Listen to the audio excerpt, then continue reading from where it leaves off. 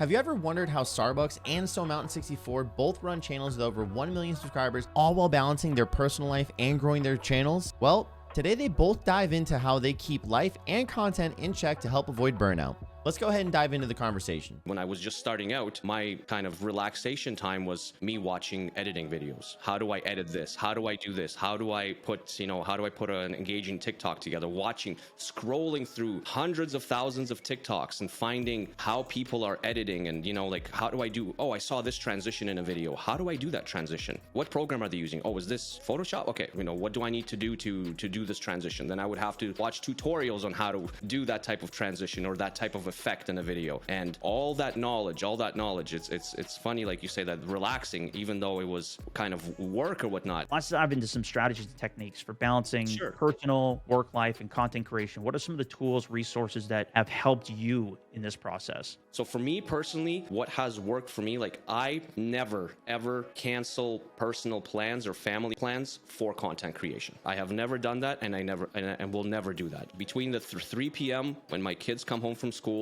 until about 7 p.m., I am never on my computer. And I try to make sure that nothing ever gets in the way. It's great. And I will never, ever give that up for anything, ever. I personally, I'm not sure if you do, but I have a whiteboard. And at the beginning of every month, I write down exactly how many videos I need to upload. This needs to be done on this day, so I'm always ahead. Then I send that to my wife. So she knows exactly what needs to be done. If something needs to be added, I will add it on there. And it helps me stay organized. When I know what day I need to upload, I prepare videos for those days. And that alleviates a lot of the stress. Sometimes I wake up and I don't want to do it. I want to take a day off. It alleviates the stress, and it gives me that little bit of a gap where I'm just like, okay, if I don't do something today or for the half day or whatnot, or if something comes up, whether it's a dentist appointment, or it's an eye appointment or something happened, I am not as stressed about the content that I need to put out because I am so far ahead and I know that everything is going to be okay. We often have to communicate, collaborate with others, whether that's other creators or even other brands. How do you balance that with, I guess, even your personal and work life? I get comments sometimes where it's like, oh, I wish you uploaded, like, for example,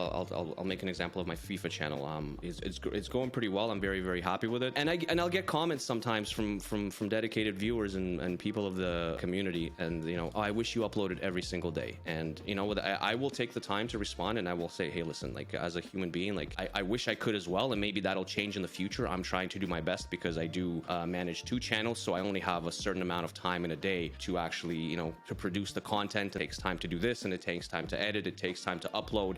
There's a lot of things that go into making a video. For the most part, 99% of the time, they are very, very understanding. Hey, sorry, like, that's awesome, man. Like, I'm glad to see that you're dedicating as much time as possible to these things, and I hope one day you can upload more than 4 to 5 days a week. When it comes to actually collaborating with friends, I feel like having a good group of friends in content is very, very important. I have my good friend Smith Doggy. I have my good friend Lucci, and we're just like the bestest of friends. And even though we are separate content creators and we do make our own content, we have a group chat where we talk about not only content, but we talk about personal things as well. We're friends. We kind of work as a team in individual spaces. Shady will ask me a question. I'm frustrated with something. Can you figure something out? Can you watch this video back for me? Can you help me out here? I'm stuck a little bit. No problem. And they will do the same thing for me.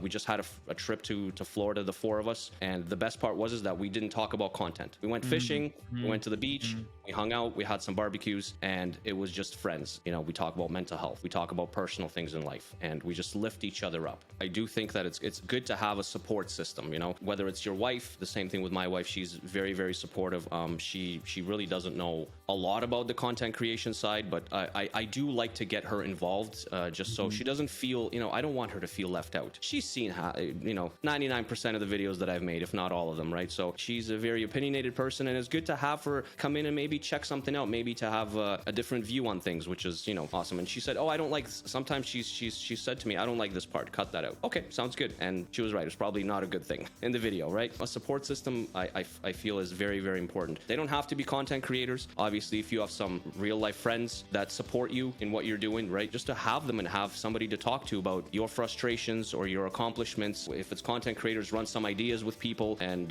just kind of, like I said, just have a good system there in place for it to kind of make you feel really like a human being. You know what I mean? Because every human being needs a support system, and no matter what, doesn't matter what you're doing, you need someone there. What is the opportunity for you, even in the editor? Even if it's not like, hey, I got to hire a full-time person, I can't afford that. What would someone do if they can't hire an editor, for example? A lot of it comes down to, from what I found, is like when you have a pop-off, when you have a piece of content go viral and you have somebody commenting, they send you a DM. There's some people that are more open to this, to the point where one of the guys that is my head community manager, he was with me for back in like Battlefield 3, Battlefield 4. He would just join in. He would play in some of my custom games. We'd do games together on just Battlefield, just going in, whatever. Not everybody gives you the time to understand the vision of what you're trying to create 2, 3, 5, 10 years down the road. But some people do. And some people are there for it and they think it's cool and they want to be involved in it. Then for me, that opportunity was helping review clips, right? Part of it was getting an editor, even if it was just for one extra video a week. So I still did all my own stuff, but then even creating like a Excel doc or Google Sheets doc that then I could manage sending clips and edits to. There are a lot of people too, when it comes to editors, there are a lot of people that are kind of just like looking to get into the space, and they can be,